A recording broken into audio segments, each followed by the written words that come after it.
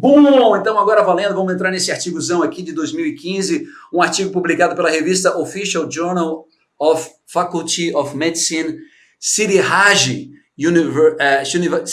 Hospital, Mahidol University, my God, de Taiwan, é um artigo de Taiwan, escrito por Chachavan Silpakati. Meu Deus, é um nome difícil, desculpa, eu não sei pronunciar esse nome direito.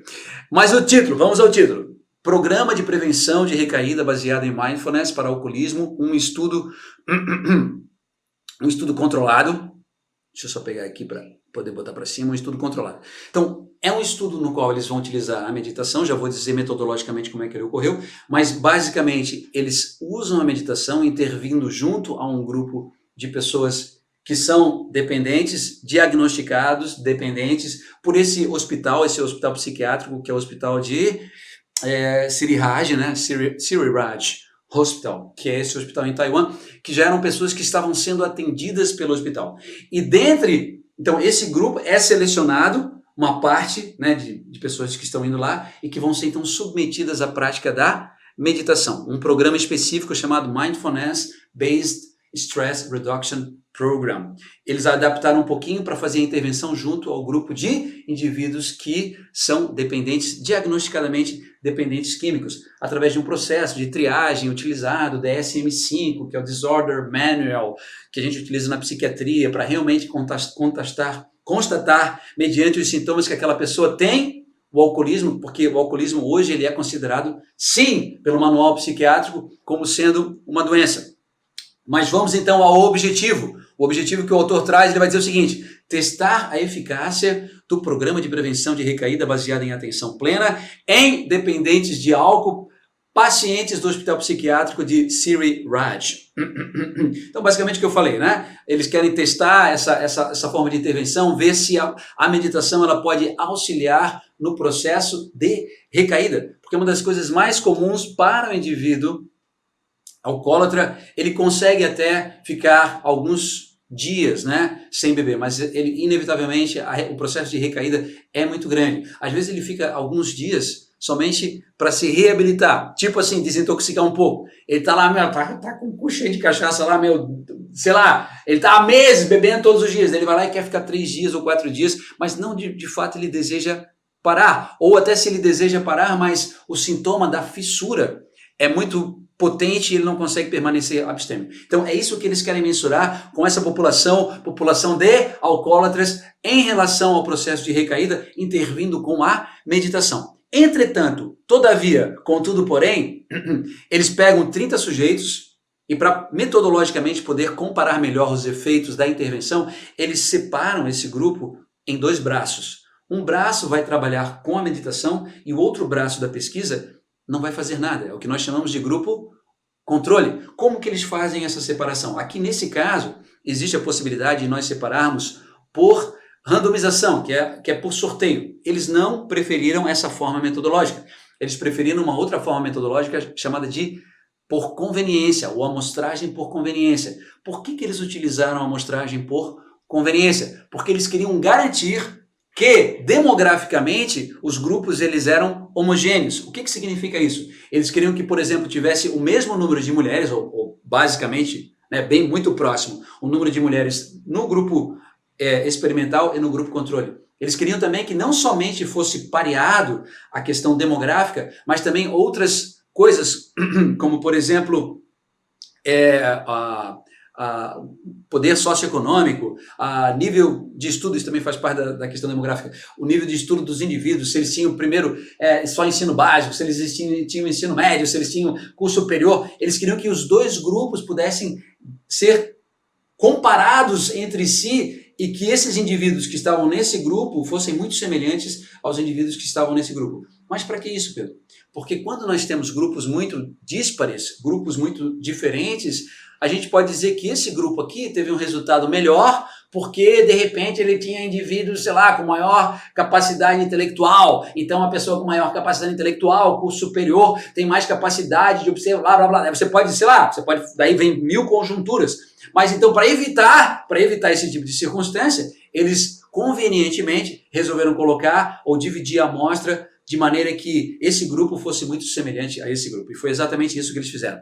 Além disso, em termos de intervenção, eles fizeram uma intervenção breve, eu considero uma intervenção breve, no qual foram seis intervenções durante 6 semanas, uma intervenção por semana, no qual a cada intervenção eles trabalhavam, uma intervenção de 2 horas, né? Sendo que essa última intervenção foi uma intervenção de meio período, 4 horas de intervenção, mas nessas intervenções eles passavam várias explicações sobre como que funciona a meditação. Além disso, eles meditavam junto com o indivíduo e, além disso, pediam que o indivíduo também meditasse em casa. Após, então, essas 6 semanas, eles faziam a mensuração,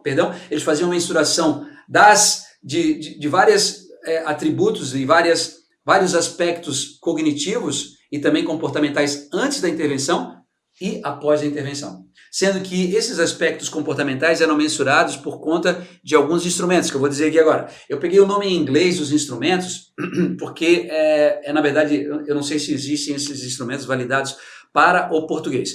Mas o instrumento validado para Taiwan, porque também são instrumentos que foram pegos de autores ingleses, americanos, eles precisam ser validados para Taiwan. E eu sei que em Taiwan, então, foi validado, sendo que eles são the Taiwan Version of Alcohol Use Disorder Identification Test, que é o teste relacionado à quantidade de álcool. Então, a pessoa ela vai descrever como é que ela bebe, como é que ela deixa de beber, qual é o tipo de bebida, isso tudo está relacionado nesse teste. Além disso, eles utilizaram também o Siritaya, esse é o nome lá, Taiwan Stress Questionnaire, utilizaram também the Taiwan Version of PHQ-9, que é um teste relacionado a suicídio, e, por último, eles utilizaram também the Thai Version of Philadelphia Mindful Scale, que é uma escala relacionada à percepção de aspectos da meditação, que é uma escala produzida na Filadélfia e que foi validada também para Taiwan, podendo ser utilizada também com aquela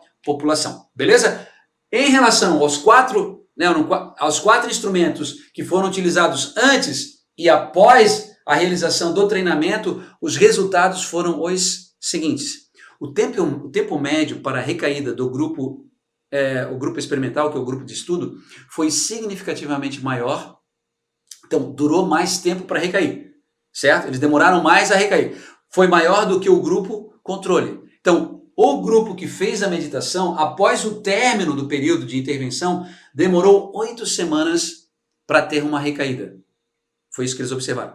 E o grupo que participou do grupo controle, após 2 semanas do período em que eles estavam lá sendo estudados e tal, daquele período decorrente do período de intervenção, no qual eles não fizeram nada, eles demoraram 2 semanas. Então, o grupo, tá ligado? O grupo que fez a meditação, ele permaneceu sem recair um tempo maior. Então, esse foi o principal resultado.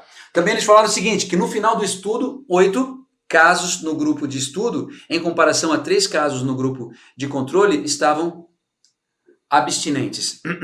Então, no final das paradas toda lá, 8 indivíduos permaneceram abstinentes. Em contrapartida, no grupo que ficou como controle, somente 3 indivíduos conseguiram permanecer abstinentes.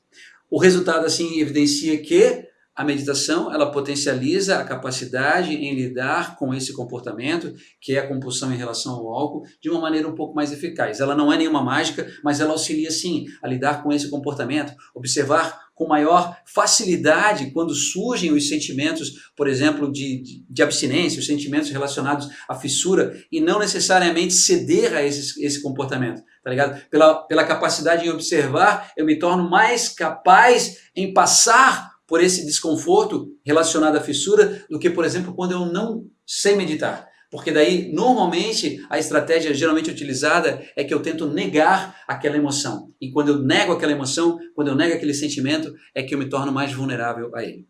Beleza? Mas então esse foi o resultado. A conclusão diz o seguinte, que a mindfulness pode ajudar a prolongar o período de abstinência e provavelmente melhorar outros resultados clínicos de dependentes do álcool. Esse foi então o resultado que eles encontraram aqui, relacionando meditação, terapia e processo de recaída.